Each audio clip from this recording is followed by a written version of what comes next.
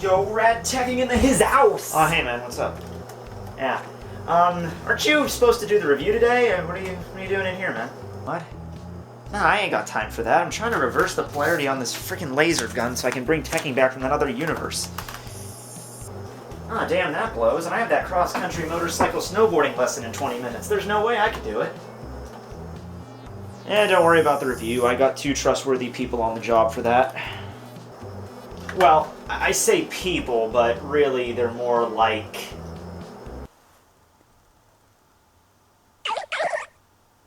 I concur.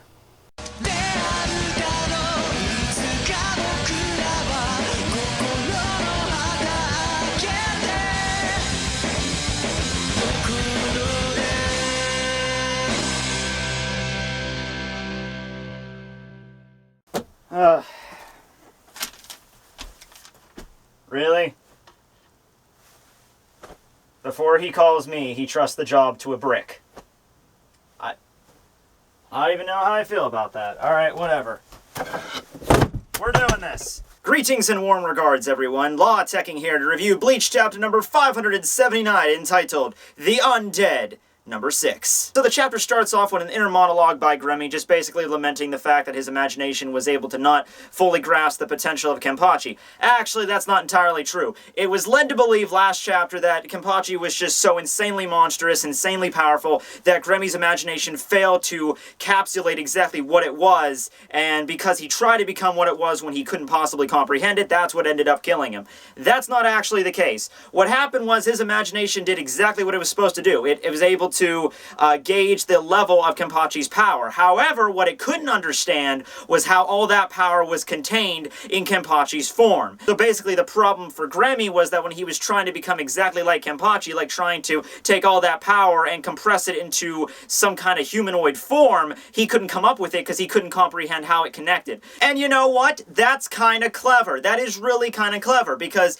up until this point, it was like if Kenpachi's power was that unimaginable, if Gremmy wasn't able to properly understand and comprehend exactly what it was, then therefore wouldn't Gremmy died a lot sooner? I mean, it just makes a lot of sense. I mean, wouldn't Gremmy just be standing there in the battlefield after the meteor got cut up and be like, well, it's not possible for me to defeat this guy, so I can't defeat this guy. Therefore, he just loses automatically, or he dies, whichever. But this makes a lot more sense, because he could understand Kenpachi's power, but he couldn't understand how this 6-foot Shinigami was able to compress all that power inside of him. You know, you'd think something like that amount of power would have like the physique of like a Greek god, like Hercules or some shit, you know? So, yeah, that's the reason he wasn't able to compress it into the human body, and then his body started ripping itself apart. You know, the muscles were tearing because he didn't know where to go from there. So Kenpachi lands on the battlefield, you know, he lands in a pool of Gremmy's own blood that's collecting around the kid. So, you know, I'm reading this chapter and I'm like, okay, that was a good explanation how Gremmy ended up the way he ended up, how he basically almost killed himself. Kubo, for the love of God, do not have this kid, you know, like laying in his own blood, stand up and be like, okay, bolt standing time! And then he just completely heals himself, and he's just like, Kenpachi, we're ready to go, full power, and he curve stomps the shit out of him with some new bullshit power he had. But no, they honestly keep it kind of emotional here. He just basically explains to Kenpachi what I just told you, exactly how he wasn't able to, imagine his physical structure, and then he stated that, I guess I lost my imagination, I lost because of my body. And his body actually begins to tear apart. It begins to actually fade away, like section by section. So Kenpachi's just watching this like, what the hell's going on? And while he's fading away, Gremmy is just stating to Kenpachi, remember when we first started this fight, I said that I would defeat you without even using one of my fingers, kind of like an insult sort of thing? Well, that's partially true. I didn't actually defeat you, but it is true in the fact I did not even use one finger this entire fight. And then, big shocker, it's revealed that Gremmy, Stern V, the Visionary, all this crazy crap he did is just a brain in a jar. Well, dinner time, everybody! Give me some of that gray matter. Oh, man, that's some good shit right there. Okay, I don't even know where to go from this. Do I make a Teenage Mutant Ninja Turtles joke? Do I make a Brain, the 1988 kind of cult classic film joke? Do I make a 1950s B-movie joke that had a bunch of brains that ended up killing people? You know, that kind of subgenre of a movie. Yes, that was a thing. Go look it up. You know, kind of reminds me of a certain character from another series that I read. He has the ability to kind of open up an entire zone around him, and he can, you know, cut people's heads off and take out their organs, but they can still be alive, you know? Can't, the name escapes me. I think it starts with a T or something. I will imagine a world where there is no imagination, and that completely dissipates all of his, I don't know if that was like the rest of his body, like he like showed the brain case first and then the rest of his body followed suit, but he completely disappears, leaving just the brain jar. And honestly, I was kind of expecting Kenpachi just to look down on this thing and just be like, smush, okay, game over. Although, in retrospect, I will say I'm really glad I waited off until now to finally use this gag for Gremmy's character, but he really ain't got no time for that. Ain't nobody got time for that. Ain't nobody got time for that. Ain't nobody got time. Ain't nobody got time. Ain't nobody got time. It's funny because he's just a brain in the jar. He does notice that the pool of blood that was collected around Gremmy's body, as well as the pool of blood that was around his own body, is now completely vanished as well, leaving to the fact that there was no remains of Grammy whatsoever. He was just a brain in the jar to begin with. Although, that's a backstory I would want to know. I know we haven't gotten a lot of backstories for the Stern Raiders, except for, I guess, Uryu in a sense. Well, he's kind of a main character, so that doesn't really count. And we also got Asnauts. I want to know Gremmy's backstory. How the fuck did that work? Was it with, like, I don't know, some billionaire, you know, had his son and his son died and he stuck him into a virtual world, like, brain container, like freaking Gozaburo Kaiba from that Yu-Gi-Oh filler, and then Yuha shows up at the lab and you just see this brain floating everywhere and he's just like, yeah, I killed everybody in this facility, so, hey, you want to join up with me, kid? And the brain's just, like, it's a brain! It's floating in a jar! It can't say anything, so he's like, let me just see what happens if I give this V to somebody, and then that happens. Or Yuha just kills some random person, then just sticks the V on their brain and see what happens, just for a curiosity piece. That's something I would like to fucking know! Oh, whatever. Anyway, Gremmy's stone fortress comes tumbling down with the perfect allegory that he's finally defeated. This is kind of contradictory to something he said in an earlier chapter, where he stated when the meteor was coming down, even if Kenpachi managed to kill him, the meteor would still exist. So it was led to believe that anything he imagines, unless he makes it, unless he imagines it to go away, it's going to stay in the physical world even if he's killed. But here we have Grammy completely dying, like his body's completely separated except for the brain jar, and all the blood disappeared as well as the stone fortress is disappearing as well. Although to make complete sense, if it erased everything his imagination created, wouldn't that mean that the stone fortress should change back into the building it was originally? It was like not really an illusion, but just since his imagination is no longer there to support it, shouldn't it just go back to the way it was? Whatever, it doesn't matter, it really doesn't care. You know, Gremmy's gone, whatever. They actually handled his death pretty good. It's kind of sad that the one thing I really liked about this character is the way that Kubo chose to kill him. Because at least in that sense, I mean, I know a lot of people were complaining about last chapter. I honestly liked it, and this chapter I liked too. It was a little bit short, but hey, it gave him a send-off that was good. You know, it didn't have him completely defeated and then go Volt standing and kick the shit out of Kenpachi. It had him die, and brain in a jar, whatever. I wasn't expecting it, but it works. It works. I don't know how, but it works. I like sci-fi movies. Whatever. Moving on. So we have the other 11th Division members that are now noticing that the fight is over, and they decide to head over to Kenpachi's place. So Kenpachi's just looking around, noticing all the blood has vanished when he begins coughing up blood himself, and he realizes that actually his battle with Grammy did a little bit more damage to his body than he originally anticipated. A couple of his organs are damaged or probably completely destroyed, given the fact he was sucked into a fucking vacuum.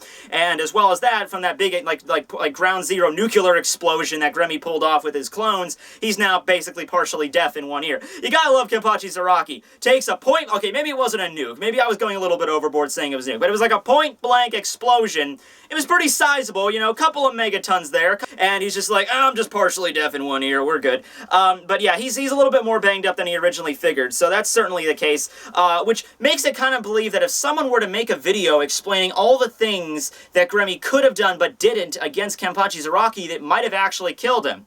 If only such a video exists on YouTube, I'm not exactly sure. Anyway, so, Kenpachi's looking around now for Yachiru just to kind of see what she's doing, and then he notices that at the base of his feet, there is Yachiru's lieutenant badge, as well as her Shihakusho, which is just kind of laying there. And I'm looking at that, and I'm pretty sure everyone was just like, what the hell? What does that mean? We saw Yachiru in the last couple chapters. She jumped down from the building. I mean, that was a couple chapters ago, but we kind of knew she was still okay. It makes no sense for her just to be gone. And it's obvious what Kubo was trying to go for here. He was going for, oh, Gremmy's now dead, all the stuff he imagined is now gone too, and Yachiru is among one of those things. So it's very clear what he was going for here, but I really don't get it. And the only thing I can gather from this, that I can collect from it, is that back in chapter 572, back when Grammy was first introduced, before Kenpachi even showed up and Yachiru was fighting against him, remember Grammy touched her, and it's like, oh, your bones are now cookies, although that was later stated to be nullified. But maybe it's like anything that Grammy inflicts his imagination on, whether it be organic or inorganic, after he dies, it just dissipates.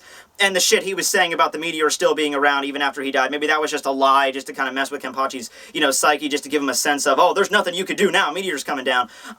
So that's the only thing I can gather from this. I mean, the other thing is that Yachiru is like, maybe it's some like M. Night Shyamalan, what a twist kind of shit, and it's like, Yachiru never existed. She was always a product of Kenpachi's imagination out of sheer loneliness of his own forgotten soul because he missed Yachiru and Ohana when he fought her when he was a little kid. Maybe something like that, but no, we're not going M. Night Shyamalan Twilight Zone-y on this shit, okay? Because that just opens more problems, okay? That's like even before Grammy even showed up in the Soul Society. So I'm just gonna go with my first idea, that whatever Grammy inflicted his imagination on is now gone, so that would indicate Yachiru no longer exists. I mean, all the other, members of the 11th Division know about her. Kenpachi's just like, go and find her, and they're like, oh, but, we don't know. I mean, she's always jumping around places. We can't censor Ryatsu, so what, you can't either, so what's good in searching for her? And Kenpachi's just like, shut the fuck up and search, I'm your captain. So they all start, like, oh, let's break into teams, let's go find her. But Kenpachi's just kind of looking around. He's looking very solemn, he's just like, Yachiru, like,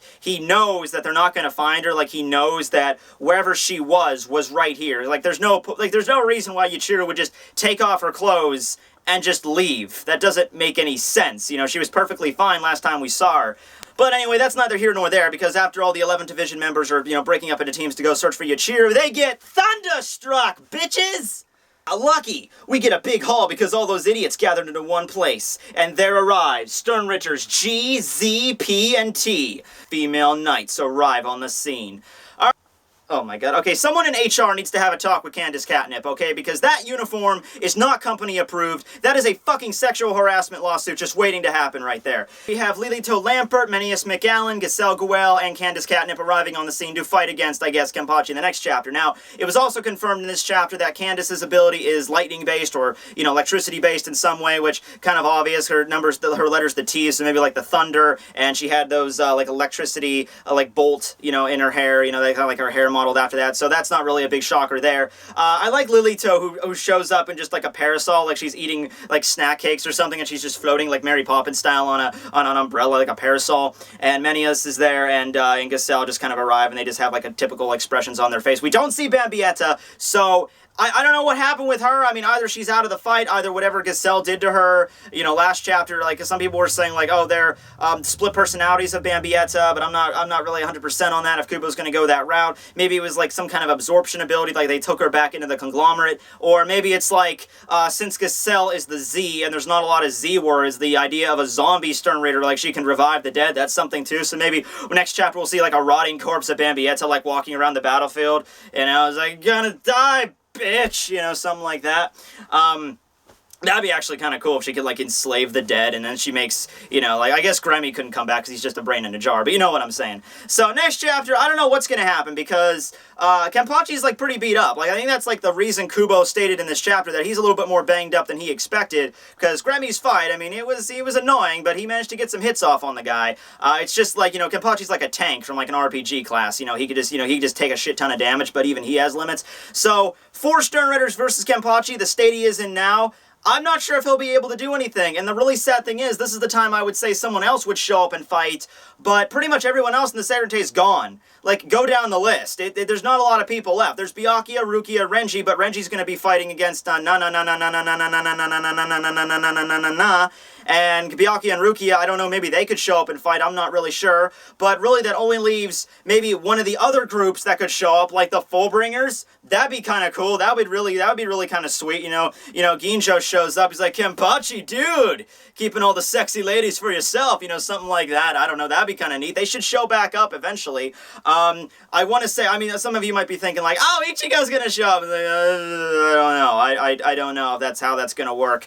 Plus, I don't see Ichigo go fighting these kind of opponents. I mean, he might, I'm not sure, but I just don't see, you know, Kenpachi Ichigo tag team battle for chicks. I don't know if that's going to go down like that. But anyway, nice to see these characters again. I really kind of like them. Hope we get a more elaboration on their abilities and what the hell their relationship with Bambietta was. Really cool fight. Gremmy's finally gone. Well, yeah, so thanks for watching. Law Tekking signing out.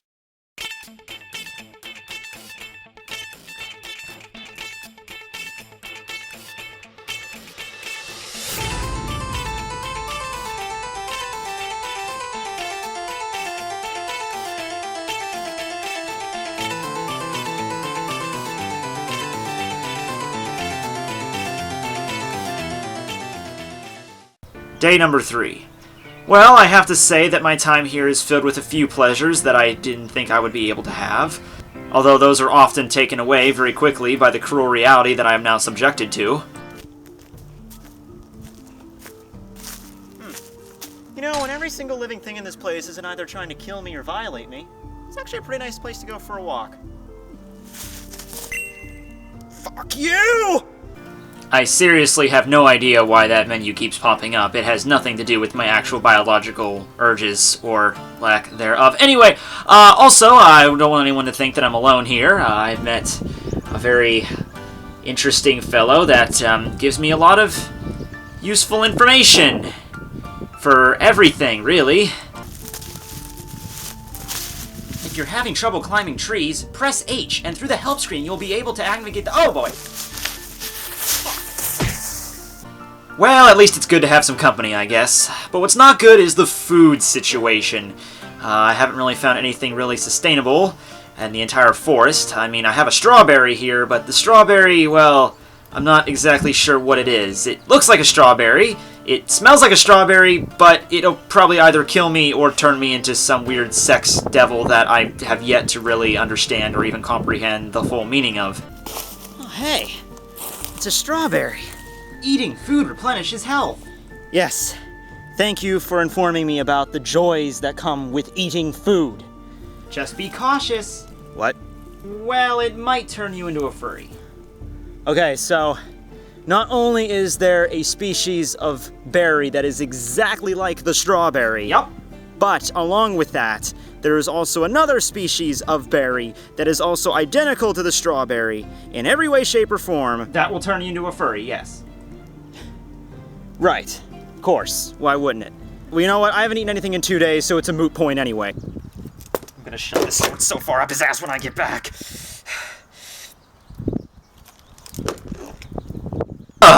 On a lighter note, I ran into a kindly old mouse woman in the forest who gave me this notebook and a pen and a nice little satchel to carry all my stuff in, so I guess that's a benefit. All in all, I rate this place 6 out of 10.